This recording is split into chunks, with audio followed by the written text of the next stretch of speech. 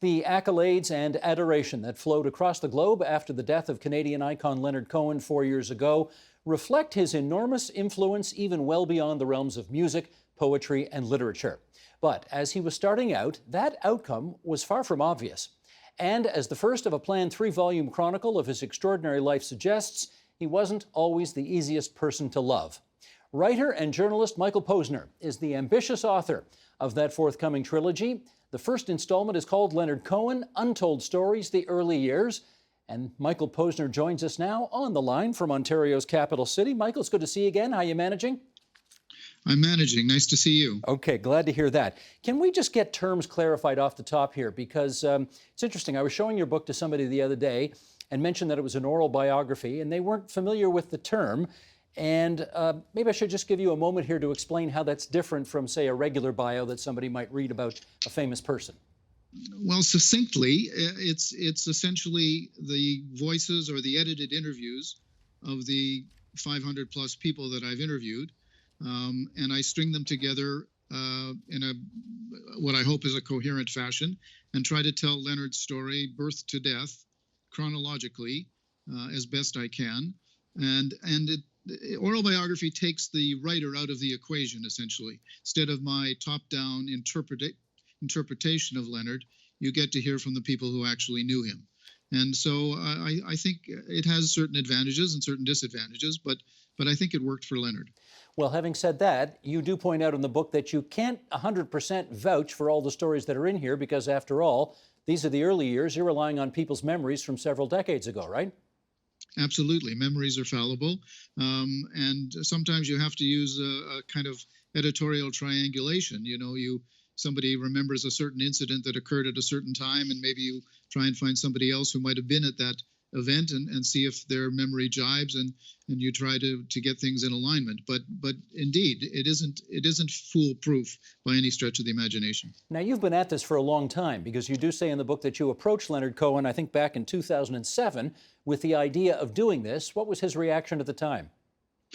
His reaction at the time was very positive, or somewhat positive. He was in the middle of litigation with his former personal manager, and it was not a propitious time for him to engage in such an enterprise. So he kind of gently let me down. He said, it's an interesting idea. Maybe we can discuss it later. Words to that effect. And then I was busy at the Globe and Mail at the time, and he subsequently went back, as you know, on the road for 5 years to enormous acclaim around the world in concert tours. And I didn't really touch the idea until he passed in November 2016. And when he passed, I thought, perhaps I can resurrect this idea. And so I kind of just began and let the process take me wherever it led me. So when you quote him in the book, are those quotes from other sources that you have looked into as opposed to firsthand interviews with you? Yes, they are. All of the Leonard quotes are from other sources, and for which I've sought and received permission for their use, yes. Now, you did mention 500 interviews. Michael, I think the official expression or the technical term for that is, oy vey, Michael, 500 interviews. Why so many? Well, in the nature of these things, one thing would lead to another. You would interview somebody, and they would say, really, you should talk to so-and-so. And then so-and-so would say, you should talk to so-and-so and so-and-so. And so the numbers kept accumulating. And the material was, to me at least, was interesting. I was getting new stories and new insights. And so I just thought, let's just keep going. And truthfully, I think, if time were not a limitation, you could probably get to 1,000 with Leonard. Remember that he's a guy who lived in so many different worlds, the music world, the literary world, the Zen world, the Jewish world, before we even get to his romantic life. So he touched a lot of lives directly, apart from his music and poetry. And so I don't know, you kind of get a hunger for these stories and you just keep going. Now, of course, many of his colleagues and contemporaries would be in their 80s and even older now. And how much pressure did you feel to get this done quickly so that those sources are still here?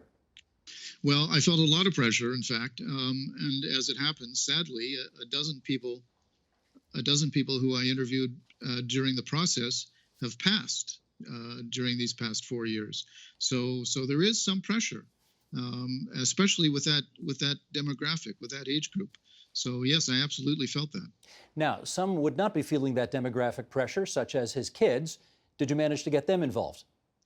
I did not. I did not get the support of the kids or the estate, and to some extent, I completely understand. I mean, his relationship with his children was long and complicated, and probably deserves a book by itself that perhaps one or both of them will write one day. So I almost never expected to get the children.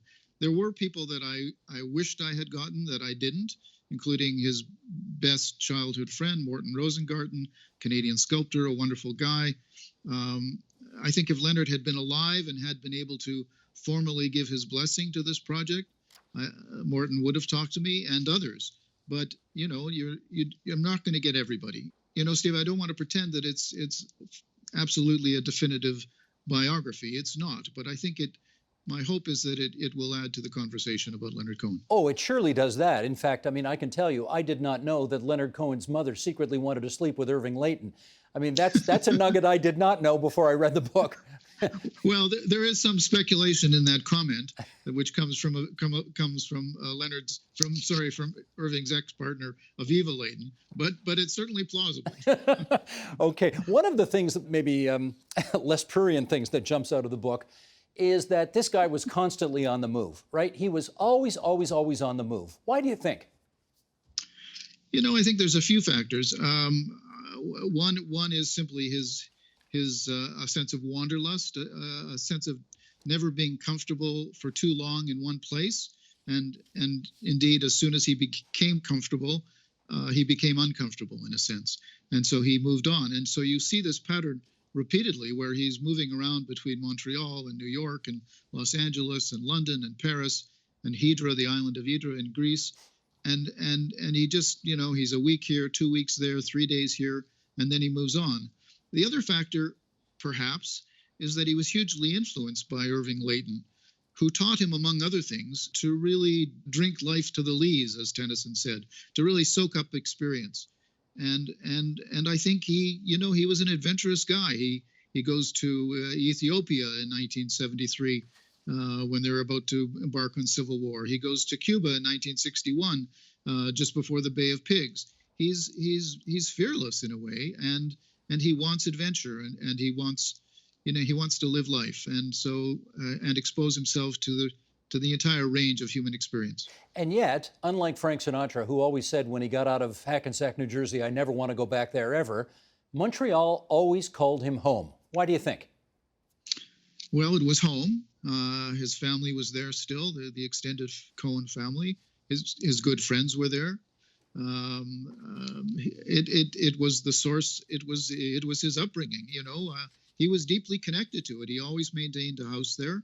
Even when he was living most of the time in LA, he would make time to come back to Montreal virtually every year for a week or two or a month or whatever it was.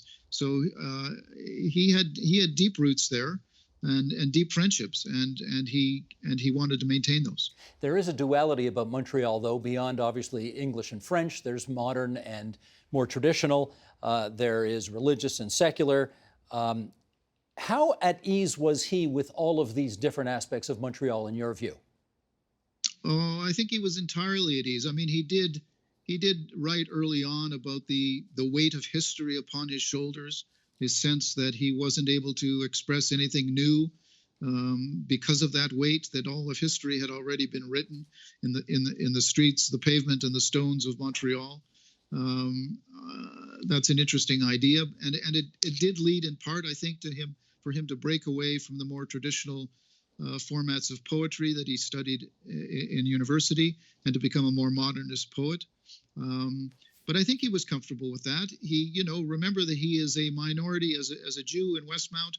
In Montreal, he was a representative of a minority, and I think that may have lent him a unique perspective on everything that was happening around him. Well, having said that, he did not exactly grow up as you know, the ragman's son, if I can put it that way. I mean, this guy grew up in Westmount, and you know, he was as waspy a Jew as they come, I guess, right? I don't know if I'd use the word waspy a Jew. He was an affluent Jew for sure. The Okay. family was royalty in Montreal. But you know, in adulthood, once he was on his own, even when he was making lots of money, he basically gave it away. He didn't spend it on himself. He would spend it to fly to Greece or fly to Rome or fly to Paris, but he never accumulated expensive art, expensive automobiles. In fact, the walls of all his homes were essentially bare. People would give him art, and he would put it in the closet.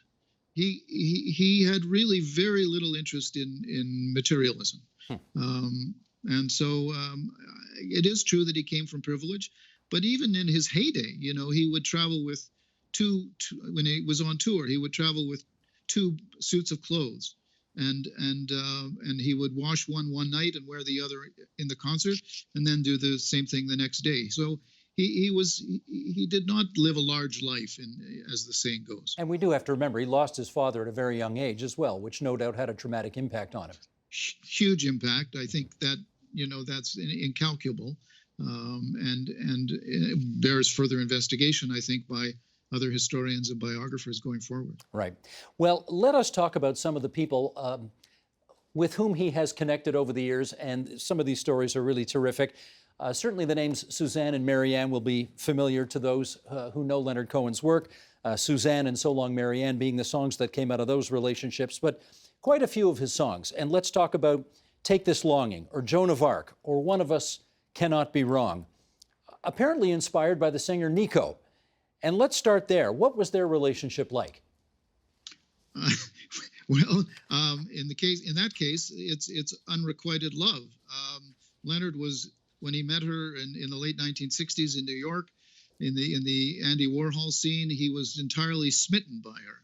And as he did with women he was interested in, he pursued her relentlessly. She rejected him. She told him she wasn't interested in older men. She was interested in younger men. And you know, so she spurned him, but they did manage to establish a kind of friendship, a modus vivendi, and she did inspire these songs. He was completely taken with her. Judy Collins and Leonard Cohen had a great relationship, a very collaborative, professional relationship as well. Tell us a bit about that.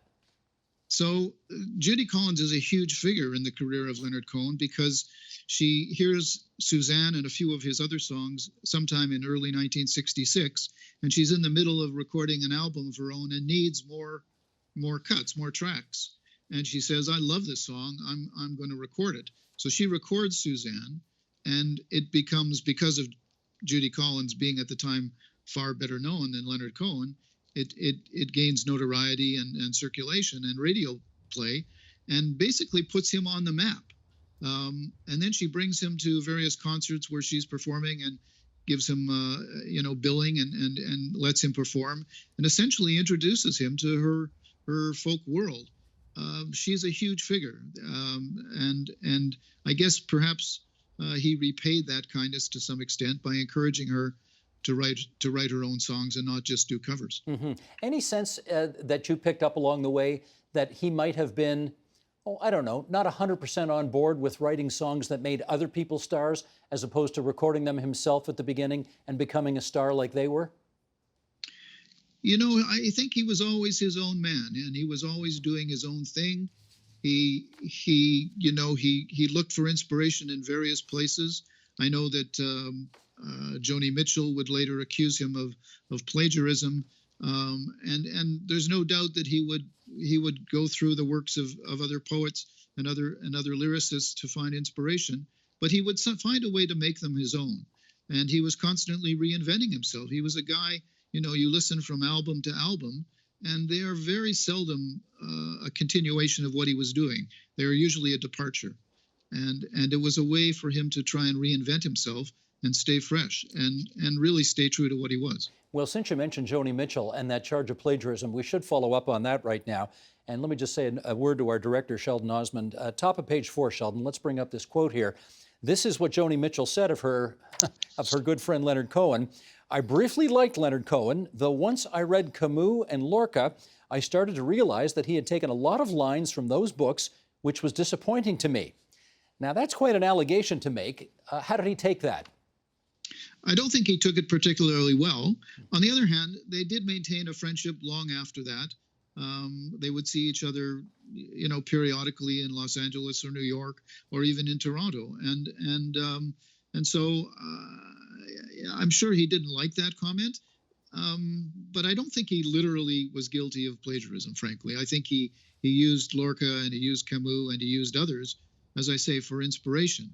But he wasn't stealing. The Joni Mitchell. Sorry, go ahead. No, you just may remember I think it's T.S. Eliot who is credited with the line, "Good writers borrow and great writers steal."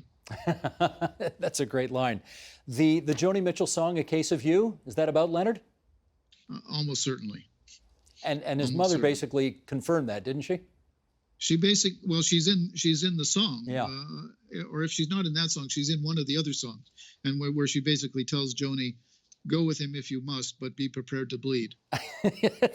Stay with him if you can, but be prepared to bleed. That's the lyric. Yeah, exactly right. That's the line. Thank you. Right on. Well, there's another moment in Leonard Cohen's life where he is honored with the Governor General's Award for Poetry. This is for his 1968 book, Leonard Cohen Selected Poems, 1956 to 68. And he essentially tells the Governor General's people, not interested. Here's the telegram he sent. "May I respectfully request that my name be withdrawn from the list of recipients of the Governor General's Award for 1968. Much in me strives for this honor, but the poems themselves forbid it absolutely." Now, that's one explanation that has been given. There's a meeting with Mordecai Richler in a bathroom that may offer another explanation. You want to lay that one on us? Well, as I understand it, Mordecai was deeply offended by Cohen's decision to reject this award. He thought this is despicable. You don't behave like this in Canada. Somebody honors you in this way, you graciously accept. And so, as the story goes, Mordecai was prepared to confront him and did confront him in the washroom, and said, "How is it possible that you could reject this award?" And Cohen said to him, "I don't really know." And then for some reason, Mordecai thought that was a perfect response and didn't punch him in the nose.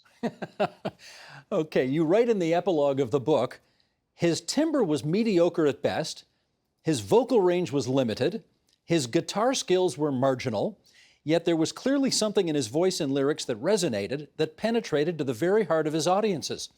I well remember, Michael, as you do, I'm sure, when he got Male Vocalist of the Year, and he got up on stage and basically said, only in a country like Canada could someone with a voice like mine be considered the best vocalist of the year. But he did connect. How come? He has a famous song called "The Singer Must Die," and the singer must die for the lie in his voice is the lyric. And I think what Cohen means, and of course this is subject to interpretation, but my reading of it would be that there's something to be gained by authenticity and genuineness. He didn't have a great voice, as measured by conventional standards, but he had an honest voice, and he conveyed the honesty of his lyric every night, night after night, with sincerity and with passion and with conviction, and audiences responded to that honesty. His lyric was able to touch human hearts in a way that many other lyricists and composers cannot do, and so I think for that reason, his music resonated with audiences around the world, literally around the world. That's well said. I know that Neil Young used to say the same thing. He knew that he didn't have what would classically be considered a good voice, but he would say, it's my voice, it's authentically me. And that Yes. kind of thing, it does connect, doesn't it? Precisely. That's precisely the point. It's the honesty in the voice. Now, by the time, you mentioned earlier that his business manager really took him to the cleaners. Did he, after doing that world tour, and was he able to get his finances in better shape and get himself back into the black eventually? As I understand it, yes, and then some. In fact, yes, and then a lot. He made many millions of dollars in those last 5 years touring the world, and beyond the money, achieved a stature and a status in the music world that had heretofore eluded him. For many, many years, Leonard had an enormous following in Europe, a strong following in Canada, but was virtually nowhere registered in the United States except except in Los Angeles and New York and a few other cities. And this world tour really put him on the map internationally. Well, as you're considering if I can mix a metaphor here, your Mount Rushmore of songwriters, Bob Dylan, Gordon Lightfoot, Carole King, Joni Mitchell, Paul Simon. Paul Simon. Yeah. Is he up there with all of them? Oh, unquestionably. I mean, there is a huge debate in the Cohenian world about whether Bob Dylan really deserved the Nobel Prize for Literature in 2016, and that it should have gone to Leonard Cohen. And that debate will rage on, of course. Absolutely. He's living in the penthouse. Penthouse. I'd like to know how much of a fan of his you were before you embarked on this project, and whether you are more or less of a fan now. I'm more of a fan. I don't know how much I was. I was a fan of his music before, but to be quite candid, I don't know that I knew it that well. I know it much better, of course, at this point, and I've become a much stronger fan, I guess, if that's the phrase. I think he's a cultural giant. I can't, you put up earlier the poster image that is draped across 9 stories of a building in Montreal. Who else can you think of anywhere in the world who has a 9-story mural on a wall dedicated to them? He's an enormous global figure, and his work will last for a very long time. Now, as we suggested in the intro 20 or so odd minutes ago, this is the first of 3 that you're going to do. And you haven't exactly held back here. I mean, this book's 480 pages or so. So you've got you've got this and 2 more to go. When are we going to see those, do you think? In a perfect world, which we don't live in, in a perfect world, the next one will land sometime next fall, and the 3rd one would land a year after that. They're well advanced in terms of production, but not yet complete. I'm still hoping to get some important personalities that have so far escaped me. You want to name names? Sure. Rebecca De Mornay, Dominique Iserman, the mother of Leonard's children. I may or may not succeed. I don't know. I'm trying. How many years between him and Rebecca De Mornay? I mean, it's got to be 30? It's close. Yeah. It's close. And yet it was a great love affair, wasn't it? In its day, it was. In its day, yeah. Let's finish up on this, Michael. I wonder how sad you are about the fact that he's not around to read this book. Yeah, it's a good question. I am sad because I think he would like it. I think, I often say that this is the Rashomon of Leonard Cohen, the Japanese film by Kurosawa, which is a film that looks at the same storyline from various points of view. And I think Leonard, at some level, would relate to what I've tried to do here, which is to capture his complexity and multiplicity from various points of view, and he would like that, the ambiguity that results, where people are often contradicting each other about what exactly happened or what the meaning of what exactly happened was. Great. Good luck with parts 2 and 3. Thank you, and thank you for having me. Not at all. In the meantime, we're happy to recommend Leonard Cohen, Untold Stories, The Early Years by Michael Posner. Michael, it's good to see you again. You be well, okay? You too. Thank you, Steve. The Agenda with Steve Paikin is brought to you by the Chartered Professional Accountants of Ontario. CPA Ontario is a regulator, an educator, a thought leader, and an advocate. We protect the public. We advance our profession. We guide our CPAs. We are CPA Ontario. And by viewers like you. Thank you.